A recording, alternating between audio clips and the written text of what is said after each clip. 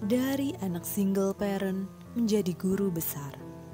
Itulah kira-kira kalimat yang menggambarkan perjalanan hidup Idi Warsa. Lahir di Kabupaten Tanggamus, Kecamatan Pulau Panggung, Desa Penantian, Provinsi Lampung. 46 tahun silam, suami dari Tenti Eliza SE, serta ayah dari Berlian Aslam Arkiroma Warsa, Bizikrika Habli Hudaya Warsa, serta Elwafi Himada Afisena Warsa. Dikenal dengan sosok pribadi yang periang, bersahabat, baik di kalangan rekan kerja maupun mahasiswa. Beliau sendiri aktif dalam kegiatan ilmiah maupun organisasi. Perjalanan hidup yang cukup berliku dimulai kisah masa kecil sebagai anak single parent hingga saat ini mencapai puncak sebagai seorang guru besar pada usia yang masih cukup muda.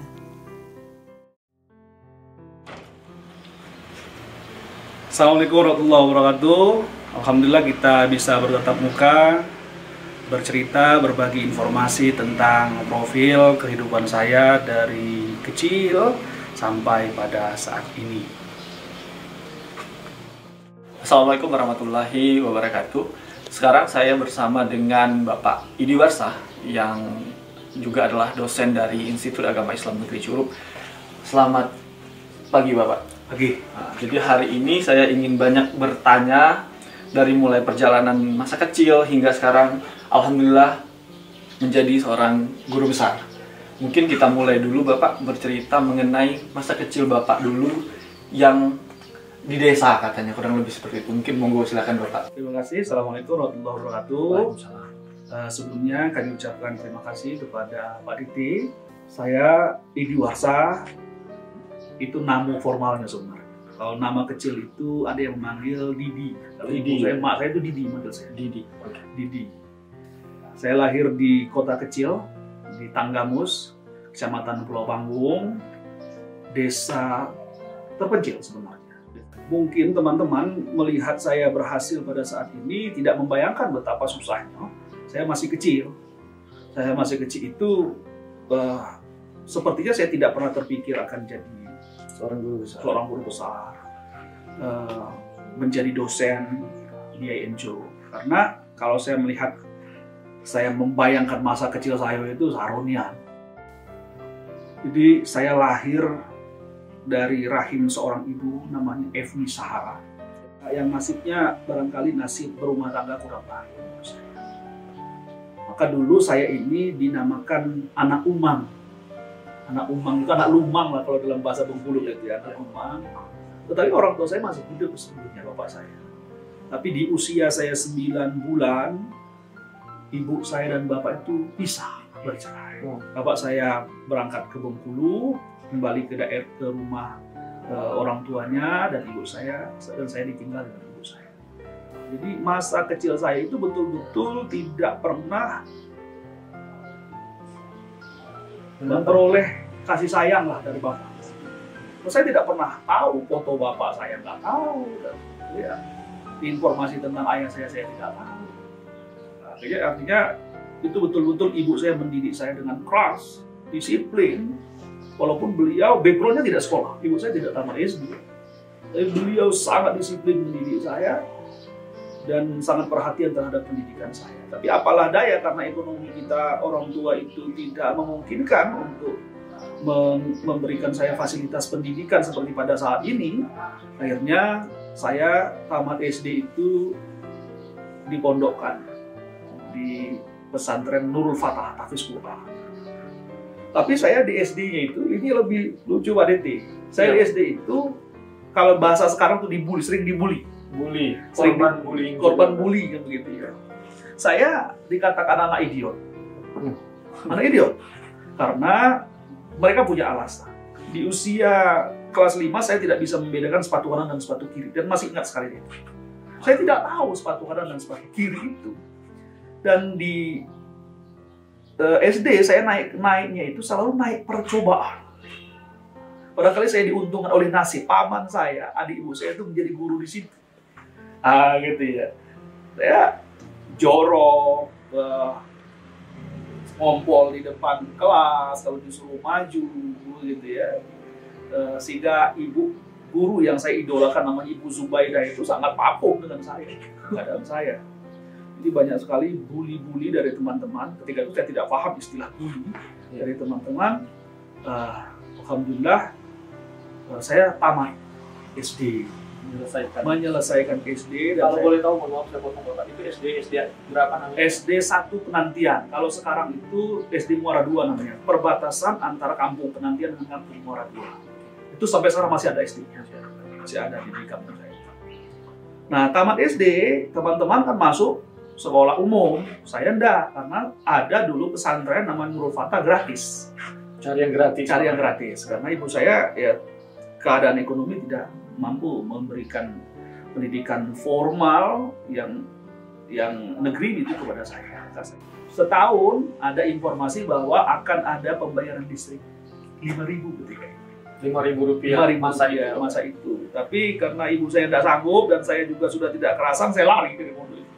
Melarikan diri. Setahun sudah dapat 1 juz begitu kita usia 12 tahun. Saya melarikan diri, akhirnya saya berhenti sekolah. Apa pekerjaan saya? Berhenti sekolah? Berhenti sekolah. Tidak melanjutkan sekolah di SMP. Karena tadi tidak mampu Rp5.000. Ya, akhirnya ada informasi bahwa di kampung saya itu akan ada madrasah diniyah.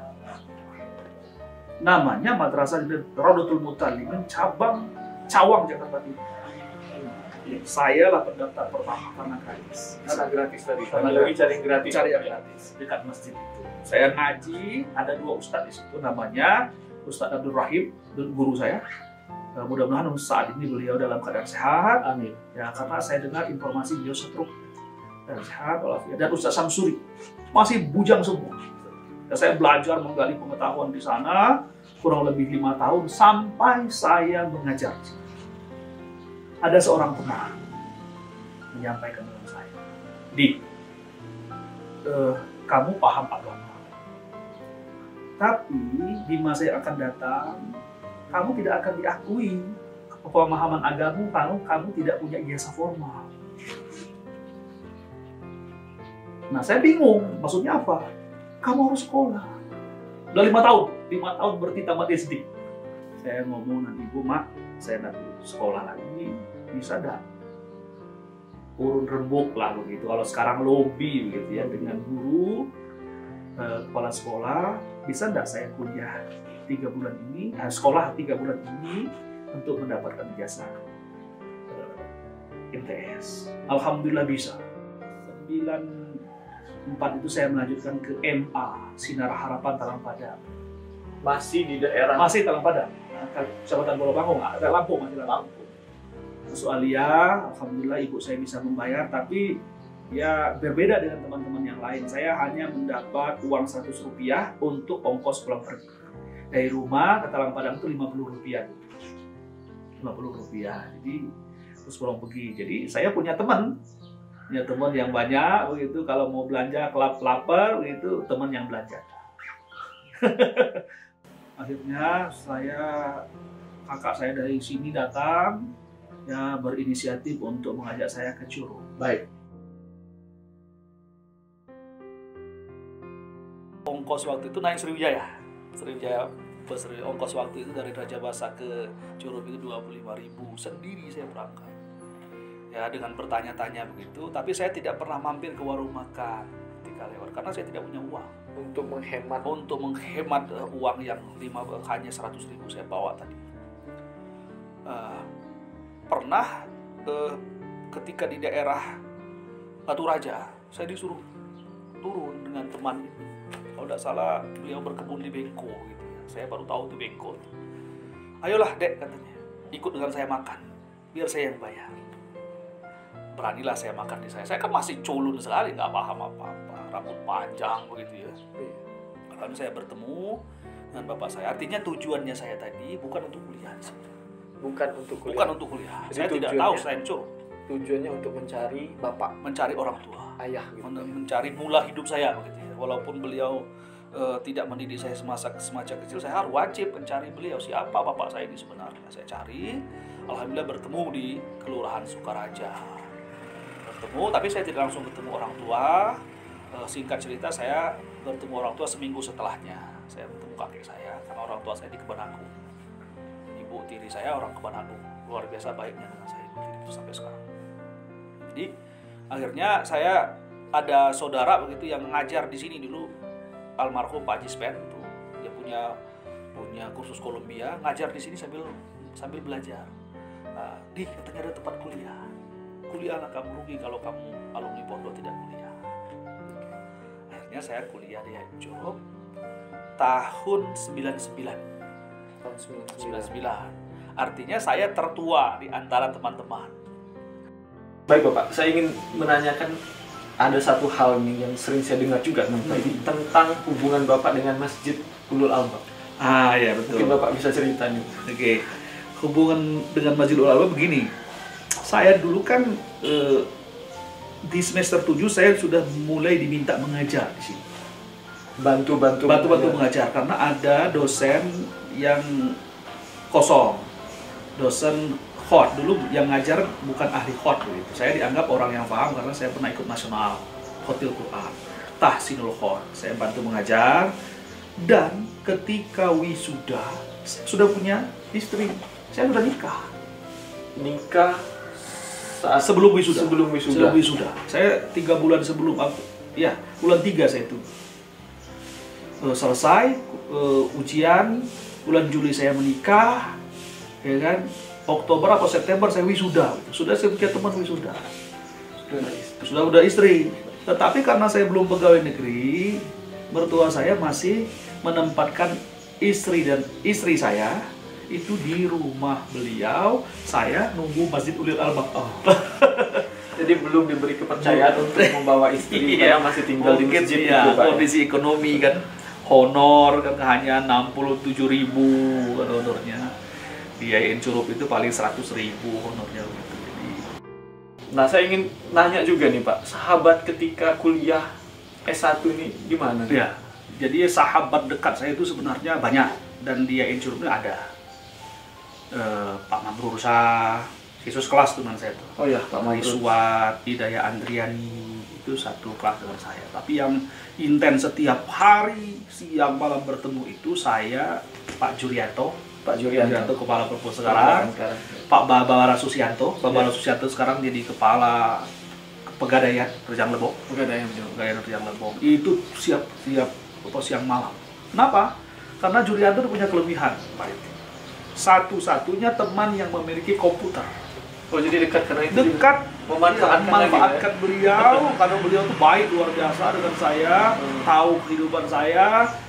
Beliau sering ngasih makan saya. Sering traktir saya, royal sekali.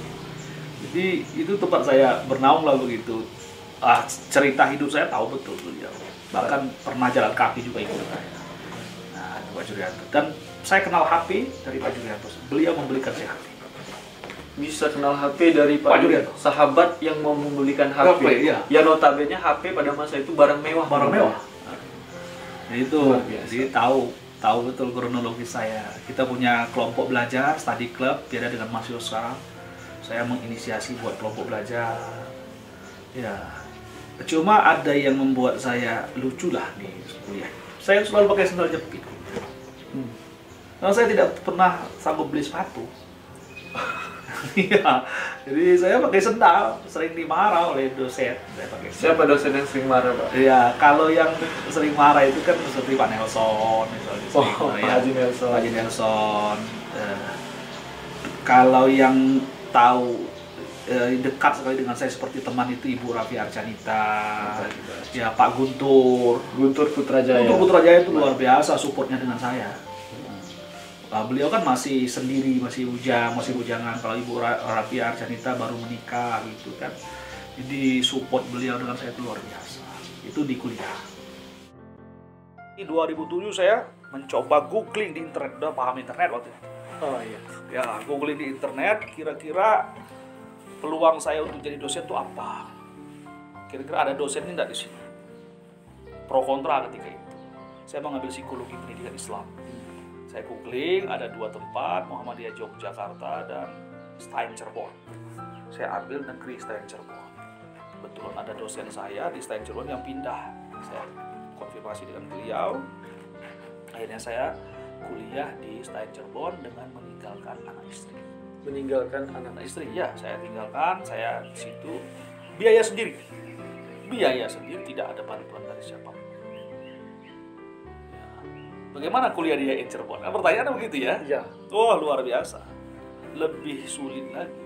Saya berjalan itu 20 menit. Dari 20 menit itu dari kampus ke kosan saya. Kosannya rame-rame karena saya tidak punya dana. Jalan kaki. Karena saya berpikir saya tidak, orang Cirebon tidak tahu kalau saya ASN, pegawai negeri. Ngapain harus malu? Nah, itu lebih luntang-lantung bagi saya. Pakaian itu ganti dua hari sekali. Ya, susah sekali. Padahal saya sudah pegawai negeri. Karena saya punya tanggungan. Anak istri. Saya harus kuliah. Alhamdulillah, saya selesai 2009. Selesai tepat waktu, Pak Deti. Dan saya buktikan dengan teman-teman yang pro kontra tadi bahwa saya bisa. Ya, ada yang mengatakan bahwa kuliah psikologi itu sulit dan sebagainya. Cirebon itu keras dan sebagainya. Ya, alhamdulillah saya terbaik di situ. Kembali terbaik. Terbaik saya dengan IP 3,90. 3,90.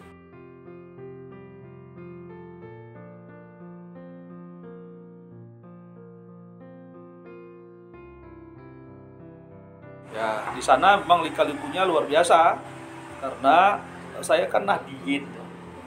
Background saya kan NU. Saya kuliah di Muhammadiyah, tapi UMY itu tidak memandang itu. Memandang siapa yang punya kompetensi. Mau NU, mau Muhammadiyah, kalau kuliah di Muhammadiyah diperlakukan dengan perlakuan yang sama. Alhamdulillah Pak DT, saya diberi kesempatan mengajar di pasca sarjana di sana 2 semester. Membantu juga saya, sekaligus saya ketika S3 itu mengambil kuliah sore, kuliah bahasa Arab di Ma'had Ali bin Abi Thalib. Berkesan adalah ketika saya ujian, Pak Diti. Ini mau menyelesaikan studi, berkesan sekali. Iya, apa itu, Pak? Jadi saya sudah ujian tertutup ya, sudah revisi, tinggal menuju terbuka. Saya ke UGM, kebetulan dosen penguji saya itu adalah orang dosen UGM, guru besar UGM, Prof. Subandi namanya. Wadek 2 Fakultas Psikologi. Nah, beliau ini menyarankan saya untuk revisi dan sebagainya. Sudah itu saya datang ke UIN Jogja, Sunan Kalijaga, UIN Sunan Kalijaga, Suka. Pulangnya ke UMY laporan bahwa data saya sudah lengkap, tinggal ujian. Hujan. Mau pulang. Kehujanan. Disertasi saya yang sudah jadi itu, saya jadikan alas sampai ke rumah bonyok dan hancur. Itu sedih saya. Cuma kan sekarang teknologi luar biasa kan, ada flash disk, saya simpan di Dropbox, saya simpan di email, di aman. Tapi saya sedih, wah ini perjuangan hidup saya luar biasa, hancur. Akhirnya saya keliling lagi, ke UGM lagi, minta tanda tangan, ke UIN lagi, tanda tangan. Baru saya bisa ujian, luar biasa. Dan saya selesai setahun 7 bulan. Hanya 1 tahun? Setahun 7 bulan. Luar biasa. Tetapi tidak boleh di sana ikut ujian setahun 7 bulan. Ya, saya harus menunggu, saya pulang dulu, setelah saya dapat momongan, anak saya itu. Umur 3 bulan beliau, saya diuji ujian terbuka. Alhamdulillah, saya juga terbaik. Terbaik kembali. Terbaik. Alhamdulillah, ini bukan tahadus, ini bukan jumawa, bukan sombong, tapi tahadus bin nikmah. Ya. IP saya 3,91, Pak. 391 IPK. S3 apa? S3 capaiannya menurut saya itu luar biasa. Dan saya memang mulai dari sana lah saya hobi menulis itu. Hobi menulis Ya. Oke, Bapak. Selesai S3, Bapak kembali aktif di Ya, di kampus dengan waktu itu sebagai dosen jabatannya apa? Ketua Prodi saya langsung ditunjuk sebagai ketua Program 2016, ketua Prodi PAI. PAI Pak ya. Baik. Nah, kami banyak membaca tulisan, jurnal, artikel dan sebagainya, buku Bapak. Ini karya-karyanya yang Bapak ingat apa saja nih? Mungkin bisa berbagi. Kalau dari buku, saya punya 4 buku ya, berkolaborasi dengan teman-teman di Jogja, di Palembang. Ini salah satu buku yang saya Psikologi pendidikan. Psikologi pendidikan, buku daras ini, kepentingan untuk mengajar saja sebenarnya. Nah, saya juga hobi meneliti, hobi menulis artikel jurnal, kurang lebih ada 67 ya, artikel saya, baik di jurnal nasional terindeks Sinta 4, 3, 2, juga ada jurnal internasional terindeks Scopus, dan saya sampai pada saat ini masih terus menulis. Nah, Pak Edi, kita sudah mendengar dari masa kecil yang hidupnya, katakan mohon maaf, ya susah. Berlanjut kuliah pun susah, hijrahnya pun susah. Mendapatkan gelar tidak mudah, banyak lika-likunya. Setelah Bapak saat ini, posisi saat ini, bagaimana hal masa lalu ini berpengaruh terhadap psikologi Bapak dalam memandang kehidupan tadi? Baik, seperti yang saya sampaikan tadi Pak Diti, saya tidak pernah terbayang saya akan mencapai puncak sebagai seorang guru besar di tengah kekurangan ekonomi, kekurangan intelektual, ya, dukungan dari keluarga dan sebagainya. Lika-liku itu menempa saya menjadi pribadi yang tidak pemalu, menjadi pribadi yang terkadang spekulatif, Pak. Spekulatif, sensitif begitu ya. Kadang-kadang emosional begitu. Tetapi itu menjadi pelajaran bagi saya. Saya punya falsafah begini. Mungkin orang memandang saya berhasil. Saya sukses. Tapi menurut saya kesuksesannya belum sampai pada saat ini. Saya belum puas ketika saya belum mampu mensukseskan orang lain. Falsafah hidup saya adalah sukses itu adalah ketika orang mampu mengantarkan orang kepada kesuksesan. Karena saya pendidik, karena saya guru, saya harus menyadari bahwa kita dalam proses pembelajaran itu menurut saya ya tidak bisa memandang mahasiswa kita rendah gitu ya. Tidak bisa melihat latar belakang keluarga orang, oh ini nggak akan berhasil. Itu pelajaran bagi kita. Jadi dunia itu gampang Allah membolak-balikkannya. Artinya dengan perjalanan hidup yang begitu susah, dan alhamdulillah dengan keberkahan Allah dan doa karomah dari doa orang tua saya, karena ibu saya itu adalah pusaka saya. Ibu saya itu pusaka saya. Karena saya tidak pernah sukses, tidak akan sukses tanpa doa ibu saya. Itu saya yakini betul. Setuju. Iya. Jadi artinya ketika saya sudah sukses untuk kacamata orang, saya sukses pada saat ini, saya mendapat pelajaran banyak Pak Diti. Pelajaran ketika kita melihat orang dalam bersusah payah, ya hidupnya susah, itu jangan pernah memandang dia belum tentu mereka tidak sukses. Karena tidak semua orang sukses itu berangkat dari keluarga sukses. Ya. Tapi kita juga punya hak ya untuk menggapai sebuah kesuksesan itu. Saya punya hak yang sama. Pak, setelah ini apa yang akan Bapak lakukan? Tentunya tetap menulis Pak ya. Iya. Nah, kira-kira apa lagi selain itu? Karena saya hobi menulis Pak Dete, hobi meneliti, ya banyak hal saya ingin berbagi dengan teman-teman. Bagaimana cara menulis yang baik, bagaimana untuk mencapai sukses. Setiap dosen kan punya keinginan, Pak Dete juga punya keinginan untuk menjadi guru besar. Saya akan bantu, saya akan fasilitasi, dan kemudian nanti tentu saya sebagai alumni YIN Curup akan berusaha berkontribusi untuk mengembangkan YIN Curup ke depan. YIN Curup yang di daerah ini bisa dikenal, ya bisa setara dengan perguruan tinggi yang lain, ya dari segi akademik. Baik, kawan-kawan, itu tadi adalah obrolan kita yang menarik dengan guru besar kita, Bapak Profesor Dr. Idiwarsa MPDI. Semoga hal ini menjadi motivasi untuk kita semua, dan kita semua juga diberikan jalan yang terbaik. Berpikir positif, kata Pak Profesor tadi, maka hasilnya pun insya Allah akan positif. Saya Dite Kogoro bersama Profesor Dr. Idiwarsa. Terima kasih. Assalamualaikum warahmatullahi wabarakatuh. Waalaikumsalam. Izinkan ku lukis senja, mengukir namamu di sana, mendengar kamu bercerita, menangis tertawa. Biar ku lukis malam, bawa kamu bintang-bintang, untuk temanimu yang terluka hingga kau bahagia. Aku di sini, walau letih coba lagi, jangan berhenti.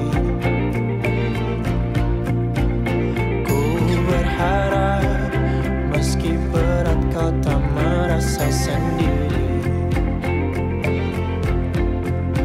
Kau telah berjuang menaklukkan hari-harimu yang tak indah. Biar ku menemanimu membasuh